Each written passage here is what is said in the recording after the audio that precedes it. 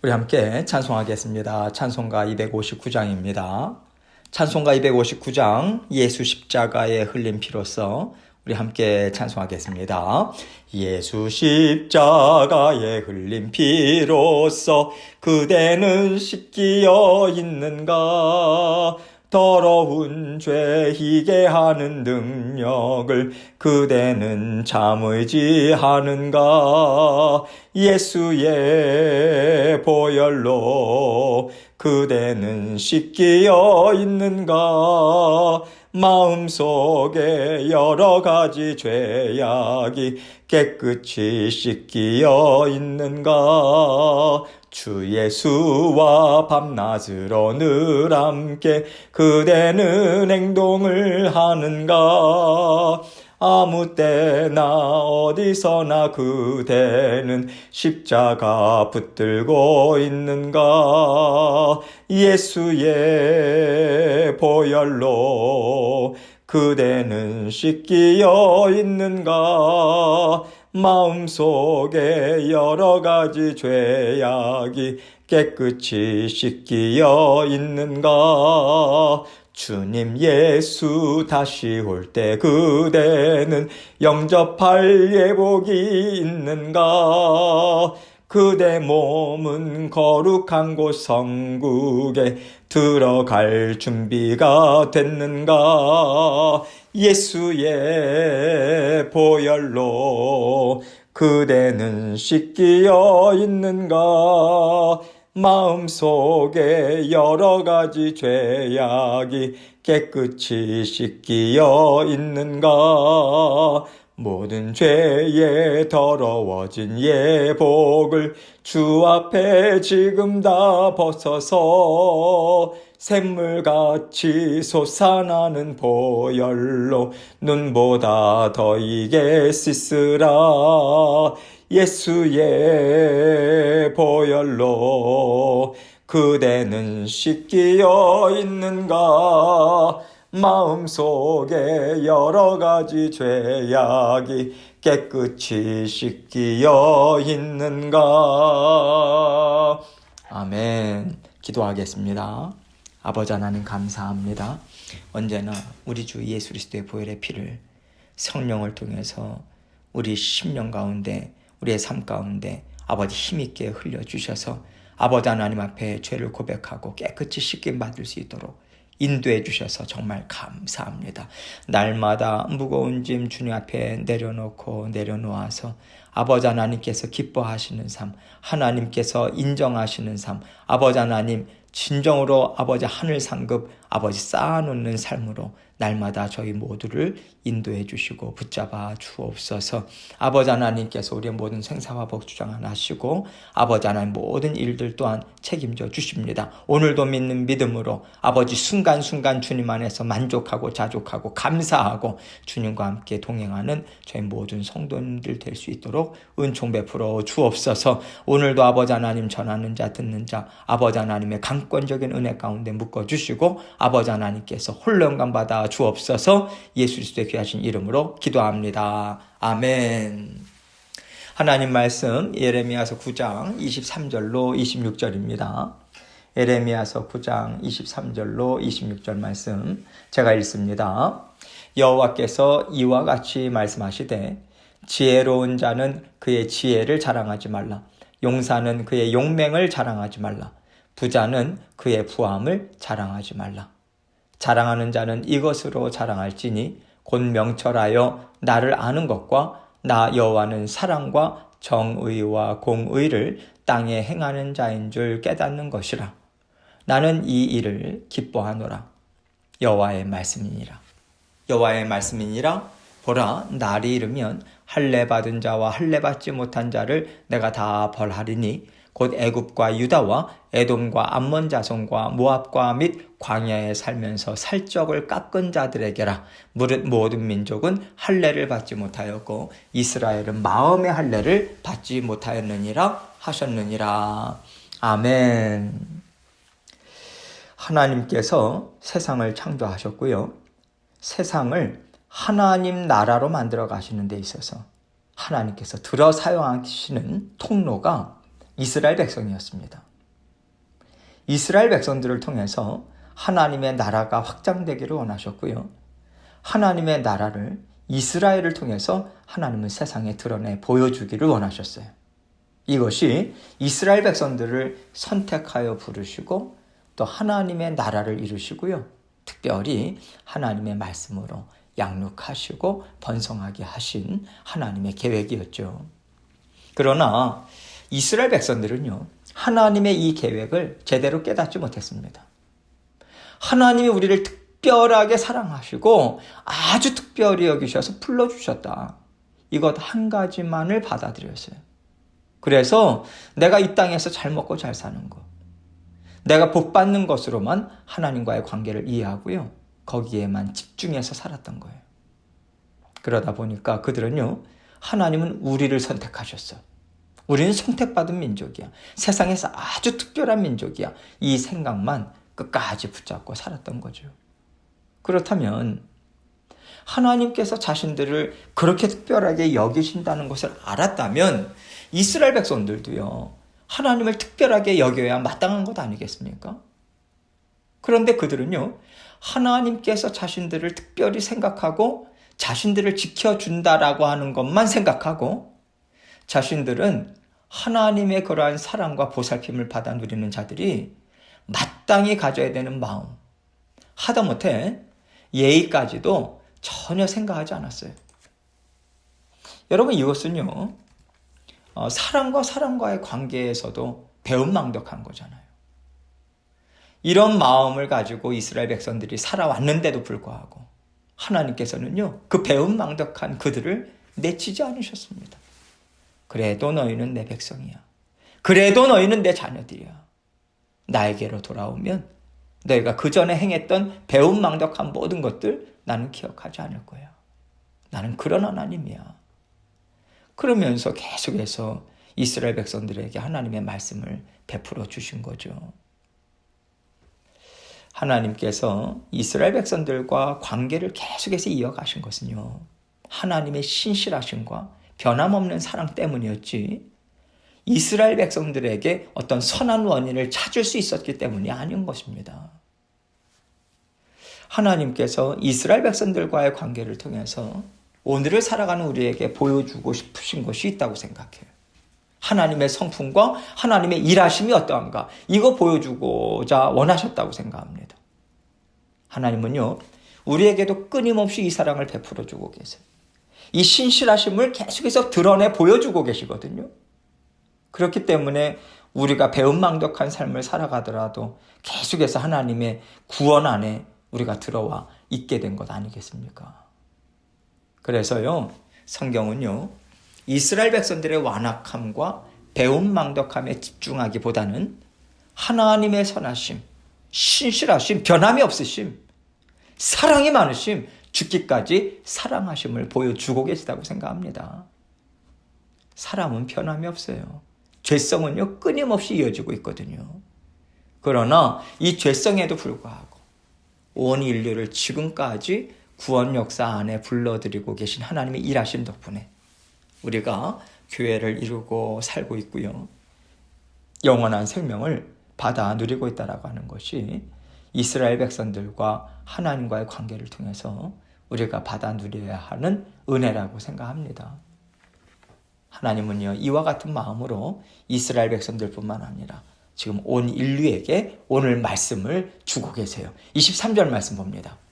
여호와께서 이와 같이 말씀하시되 지혜로운 자는 그의 지혜를 자랑하지 말라. 용사는 그의 용맹을 자랑하지 말라. 부자는 그의 부함을 자랑하지 말라. 하나님은 지금 온 인류에게 말씀하시면서 지혜, 용맹, 부함, 이것을 하나씩 하나씩 짚고 계세요. 여기에서 지혜는요, 하나님이 기뻐하시는 지혜가 아닙니다. 세상을 어떻게 살아갈 것인가, 육신의 정욕을 얼마나 가득 채울 것인가, 말하자면요, 세상살이에 필요한 지식과 지혜를 말해요. 일종의 처세술이라고도 볼 수 있는 거죠. 이것은 철저하게 세상의 지혜를 말하는 것입니다. 하나님은요, 나는 세상에서 잘 살고 있다, 세상을 성공적으로 살아가고 있다. 나는 세상의 흐름을 잘 따라가고 있다고 안심하고 그것을 자랑하지 말아라. 이 말씀하시는 거예요. 왜냐하면요, 하나님의 심판 앞에서는 아무런 소용이 없기 때문에 그렇습니다. 세상의 지혜도, 세상적인 용맹함도, 세상의 부함도 아무 소용없어요. 용맹을 자랑하지 말라고 말씀하십니다. 여기서 용맹이라고 하는 것은요, 그 당시에 자신을 지키고 또 나라를 지키고 세상을 살아가는 데 있어서 담대함과 어떤 어려움도 다 감당할 수 있다. 이 자신감을요, 상징적으로서 얘기한다고 생각하면 좋을 것 같습니다. 여러분, 우리가 하나님의 자녀들을 보면서 믿음의 용사다 이런 말을 자주 씁니다. 그런데 여러분, 세상 사람들도요, 얼마나 강하고 담대한지 몰라요.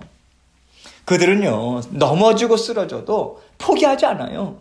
자신의 신념, 의지, 꿈 붙잡고요, 그런 것들을 계속해서 쫓아서 얼마나 강하게 일어서고 또 일어섰는지. 세상은 그런 세상의 용맹스러운 사람들을 드러내고 자랑하고 있지 않습니까?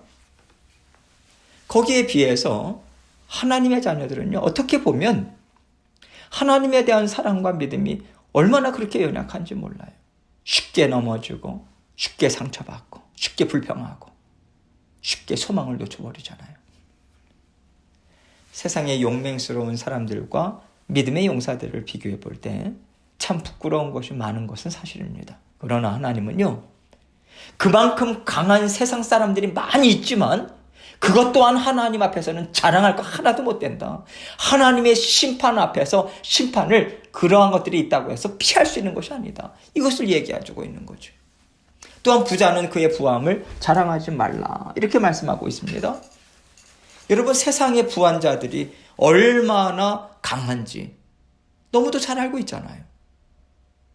지금 세상의 정세를 쥐고 흔드는 사람들의 부함, 그들이 쌓아놓은 재력, 이것은요, 따라갈 자가 없어요. 그런데 그러할지라도 하나님 앞에서는 감히 명함도 내밀 수 없다. 이 말씀하시는 거예요. 왜냐하면요, 세상을 창조하신 분이 하나님이시잖아요. 세상이 언제 끝날 것인가 하나님 손에 달려 있잖아요. 세상은 하나님께서 주인 되시거든요. 하나님은요, 하나님이 심판을 베푸실 때 재력이나 용맹스러움이나 세상을 잘 안다라고 하는 그 지혜로 심판을 피해갈 수 있겠느냐? 결코 피해갈 수 없다. 이 말씀 주고 계시는 거예요. 그래서 하나님께서는 심판의 날까지요, 이들의 세상의 지혜라든가 부함이라든가 용맹스러움을 그냥 놔두십니다. 하나님을 대적하여서 일어서는 자들을요, 그때그때마다 다 꺾어놓지 않으세요. 하나님은요, 그들에게 있는 것조차도 하나님께서는 세상을 다스리시고 움직이는 도구로 사용하고 계십니다. 그런데 그들은 하나님의 손길을 깨닫지 못하죠. 마치 자신들의 용맹스러움과 부함 또 지혜로 세상을 다스리고 있다고 착각하고 있는 거거든요. 그것이 착각에 따라가는 것을 깨달아 알게 하시는 때가 반드시 있습니다. 하나님은 이것을 말씀하고 계신 거예요. 이것을 통해서 하나님은요, 우리에게 세상살이에 두려워 떨거나 세상의 강한 자들을 보면서 시기하고 질투하지 말아야 하지 않겠느냐, 이 말씀 또한 겸해서 주고 계시는 것입니다. 우리가 그들의 믿음 없음을 보면서요, 참 안타깝다 그렇게 말을 합니다. 그러나 여러분, 그들의 부함, 불굴의 용기, 세상을 살아가는 처세술, 때로는 우리가 그들의 이러한 모습들을 보면서 부러워하잖아요. 내 자식들을 어떻게 하면 저렇게 살게 할까? 그것을 쫓아가도록 우리가 자녀들의 등을 떠미는 경우가 얼마나 많이 있습니까? 그래서 이 말씀은요, 세상 사람들에게만 주는 말씀이 아닌 거예요. 24절입니다. 자랑하는 자는 이것으로 자랑할지니 곧 명철하여 나를 아는 것과 나 여호와는 사랑과 정의와 공의를 땅에 행하는 자인 줄 깨닫는 것이라. 나는 이 일을 기뻐하노라. 여호와의 말씀이니라. 자, 앞부분의 그 내용과는 반대로요, 하나님이 기뻐하시는 게 뭐냐? 영원토록 하나님 앞에서 깨끗하고 아름답다고 인정받는 것이 무엇이냐? 하나님은요, 명철하여 나를 아는 것이다. 이렇게 말씀해 주고 있어요. 세상에서 정말 지혜 있는 것이 무엇인지 아느냐? 하나님은 아는 거야. 이 말씀하시죠. 하나님을 안다라고 하는 것이 무슨 의미일까요? 세상의 주인은 하나님이시다. 이거 아는 것을 얘기하는 거죠. 하나님께서는요, 내가 지금 세상을 어떻게 이끌어가는 줄 아느냐? 예수 그리스도를 통해서 구원받은 자녀들과 예수 그리스도를 대적해서 일어나는 세상의 자녀들을 지금 키질하듯이 나누고 있어. 이것을 너희가 반드시 알아야 된다. 이 뜻을 담아서 말씀해 주고 계신 거예요. 나 여호와는 사랑과 정의와 공의를 땅에 행하는 하나님이라고 말씀하세요. 세상 사람들은요, 세상의 지혜, 세상의 부, 강한 의지, 담대함, 용맹스러움, 이런 것들로 자신들이 세상을 이끌어가는 줄 착각하죠.